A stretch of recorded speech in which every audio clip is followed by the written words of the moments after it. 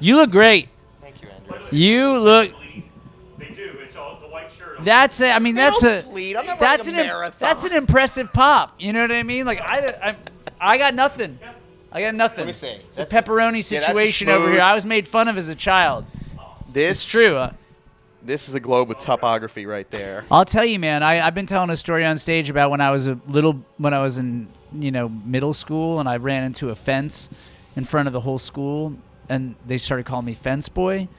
But I'm gonna get darker here because at some point in high school, when I was a heavier set child, they called me McMahon nipples. Okay. Oh.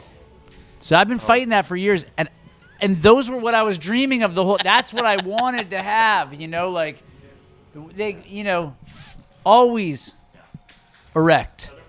These things are The nipples always is. hard. Yeah. Always hard. Good for you. Thank you, Andrew. Well, we should probably start this interview. Oh, Maybe. did we? Oh, that's bad. It's That's already rolling. It's on film. It's already rolling. Who cares? It's fine. Let's just go with it. I mean, let's be our best selves.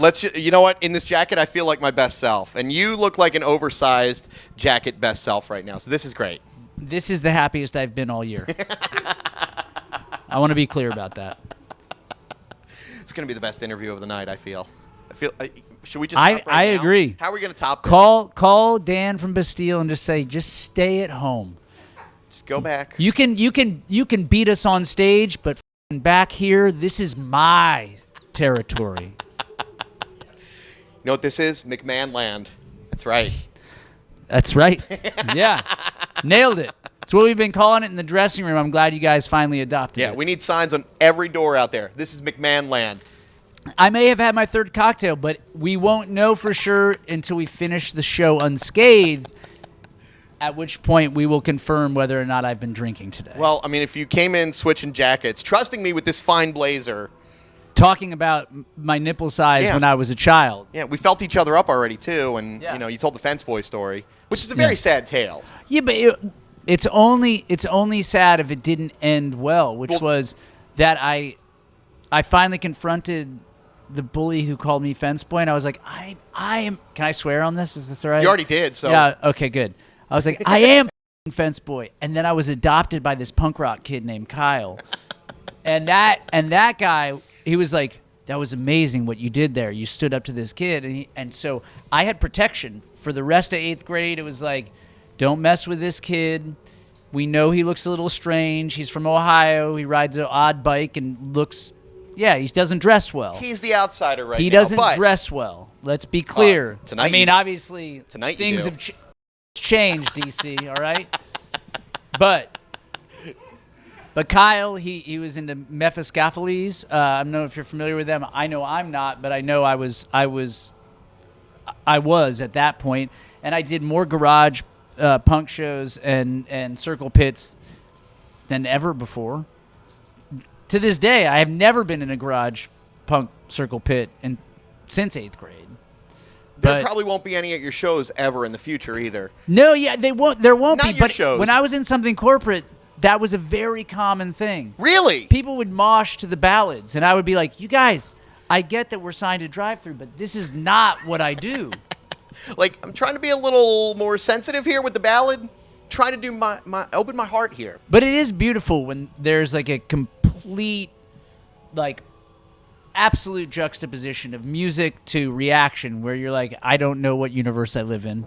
I don't know what's going on, but it's cool, and we're going with it. Let's hope that's tonight. Let's make that happen here at the office party. Yes. Should we talk about some business real quick? I mean, what's the business? I mean, I guess it depends on what the business is. Well, I mean, first off, the business of your fine threads. Let's talk about it. I might have to let you borrow that on stage tonight. I'm gonna wear it. All right, that's It'd be great if the whole night he does the interviews in this coat, just like so uncomfortable. I cannot put my arms down. And people being like, the pants don't match the jacket, sir. Like, what's going on? And then there's just me walking around in the backstage. This is very comfortable. I like it. I'm in. I was going to compliment the new album. It's pretty good. Thanks, dude. Upside Down Flowers. Nice job. I think it's really good. So Yeah, I feel like you that made was it. a You little should bit of think a. I it's think it was a bit of a cheap shot there. No, not at all. Sorry. I haven't been drinking, I swear. This is lemonade. Just a couple. Yeah, I'm super proud of it. It Yeah. was it was this sort of beautiful moment where went and hid out in my garage for like a month, where I just wrote all these songs. I wrote them fast, but it was visceral, and there's a moment where that will hit you, like where you just want to write music and you want to write and lean into it. And I'm really happy with the way it turned out. When did you have time to do it? Because you were touring 10,000 days the last couple of years, and you've been all over the place doing everything else. So where'd you even find the time to do that month? Well, that was the crazy thing, was that I'd come home for Thanksgiving, basically. We had like the end of the year before we started doing these radio shows last year, and I got it. Like I watched. Do you ever see Abstract on Netflix? No, what's that? So there's this amazing documentary called Abstract, where it's this documentary series. So there's like an hour episode, and they follow different creatives through their process and how they became successful and what has sustained their success. And one of the most common things that you look great. It's okay. Don't so stress. You look good. You look good. You should do like one of these, like do a lean. I feel like if I do, I'm never going to come back. I like it. I think I'm going to be the inflatable, wacky inflatable guy that falls. I was just getting really deep about my record, and we see that he's just not paying any attention. He's obsessed with his nipples and his shirt. Yeah, okay. But no, long and short, the thing that I took away from it was that they were all about practice. It was like, wake up and work. You don't wait for a lightning bolt to strike. Create the lightning bolt by working. And then, so I had this time at home. I would wake up. I'd make coffee for my wife and breakfast for my daughter. Get my daughter off to school, and then I would just sit at the piano, and I would just do that every day. Yes, there we go. There we go. I have to go with it. And so I did that for like 2.5, 3 months, basically, between Thanksgiving and the beginning of the year. I called Butch Walker, who's an old friend. He said, I like these songs. I want to produce them. And we made an album, and then I left for an acoustic tour and came home and put a record out. That's awesome. How'd you get hooked up with Butch Walker? I do have a question about him, by the way. You want to start with that? Or No, I want to ask you how you got hooked up with Butch Walker first. It's a crazier story than any of the ones I've told so far. Please go ahead. Oh, the Fence Boy's good. So, Fence Boy was strong. So Butch and I both worked on a record called Tommy Land the Ride for Tommy Lee, for Motley Crue. So at this very strange intersection, it was... What? So in 2004, Something Corporate had finished like our last record. I had started Jack's Mannequin. Tommy had heard the song Me and the Moon, which is one of the most sort of like bizarre ballads on a Something Corporate record.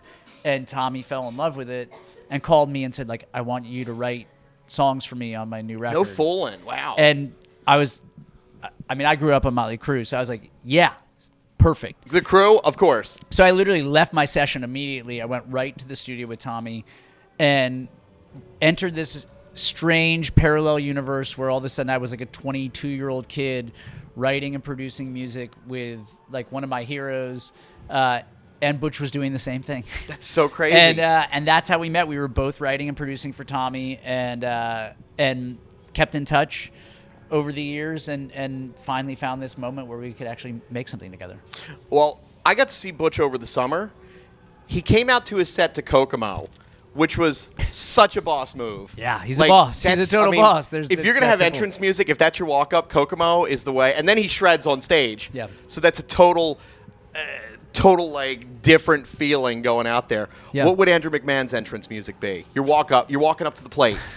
Bottom of the ninth. What do you go with? We were for a time walking out to Blue Flowers by Kool Keith. Now, I don't know if you're a Kool Keith fan. No, but you should be.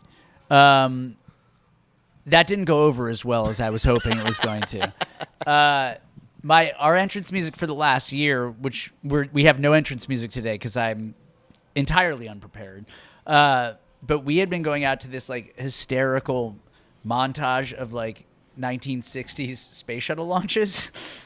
Okay. Which you get jacked going on a stage when you hear people like 5, 4. Yeah.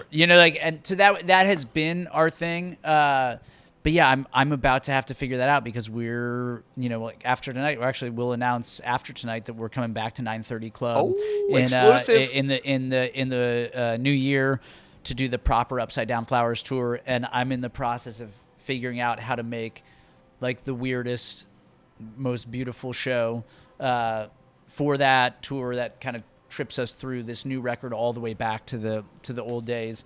But it's gonna be cool. and I'm going to be thinking of the entrance music, and it might be a mashup of this interview, sort of with like a soundtrack where it's like nipples, like fence boy, too tight jacket, like you just Kokomo. you just hear all these Kokomo, Butch Walker, Tommy, and they all just they sort of weave together into this epic. Is this live? Let's be clear. Okay, thank you. No, you've all right, been good. swearing. You're good. You're good. Well, yeah. Let's air it all. Let's just we're just gonna put it all out there. Capone's like, yes, you want this in your life. All right. Yeah. Well, we got the exclusive news about the 9:30 show. That's Yes. excellent. Last thing before, because I need to trade my jacket back. On my daughter's birthday, no less. Oh. Cecilia will be celebrating. Is she here? Is she going to be here for that? Not. She will be here for that. Okay. She will be flying in to celebrate her 5th birthday at the 9:30 Club in DC. That's a badass place to have your February birthday. 13th. That's Yeah. awesome. Yeah. Oh, actually, maybe I should ask 2 questions then. What does she have on the list for Santa? Okay. An American Girl doll bed, which is some shit that I just... Come on. You're like... So, let's be honest. We didn't get her the American Girl branded version of the doll bed. I'm sorry, Cecilia. You're not going to see this because you don't have a social media account yet. But, like, come on. So we got an off-brand doll bed. Am I proving to be a bad father, or am I actually just proving to be steering around the whatever? So that's a big thing. These LOL dolls. My niece wants those. Another surprise fucking things. scam. Let me be clear with you all. $90 for surprises. Like, what is this? But I'm gonna get it. Well, of course, for you her. have to. So she wants the LOL doll house. By the way, if you're listening to any of this and you want to put my name on the package and send it to us, I'll give it to her as if I bought it. It's bad. I'm looking like a bad father all of a sudden. Yeah, so those are the big things. LOL, American Girl, and we're doing like a bunch of more experience stuff. So like she wants to see Wicked. Oh, that's cool. So we're going to see Wicked, and we're going to take her to see Misty Copeland dance the Nutcracker. That's awesome. Misty Copeland is a total G, and I'm super excited to check that out. All right, last thing I want to ask. Yes. Rock boat. How much fun are those things? It'll be my first time. Is it really? Oh, I thought you'd done this before. Look, I'll be honest, because we're being honest. You've with been each pretty other. honest this whole interview. Maybe a little more than honest. Probably a little more than honest. My dream is to have a cruise ship to myself, and curate the cruise ship and invite my fans out and like get all the Something Corporate guys out and get like I already have all the Jax guys are on tour with me now. So but do like a Something Corporate, a Jax Mannequin, a Wilderness set, do the Dear Jack benefit. I want to do it all on a cruise ship. So when we got this opportunity to do Rockboat, for me it was an opportunity to say like, hey, we can command a crowd on these ships. People will come out, they'll fly out and do these and go on the boat with us. So I'm pumped. Like It's going to be a lot of fun. Yeah, like I don't particularly love cruising. I've done it a couple times, but I think in this context, I'm gonna have a blast. You're going to have a great time. Well, yeah, and I have the best fans. I mean, and I don't say that in some sort of phony way. Like you'll see tonight that the people who show up who watch, like who are into my band, they have tons of heart. They protect me so I don't fall off like an enormous inflatable duck or whatever other gag. it They is look that they're out doing. for you. They look out, and so the idea of being on a cruise ship with all of them is it's gonna be fun. It's going to be awesome. Yeah. Well, I want to hear about that next time you're in town. We'll talk. You're not coming. You didn't buy a ticket. I didn't buy a ticket. I don't have one. Come on. See you guys later. Oh, that's Andrew McMahon, DC101 Office Party. So, that was awkward. Sorry.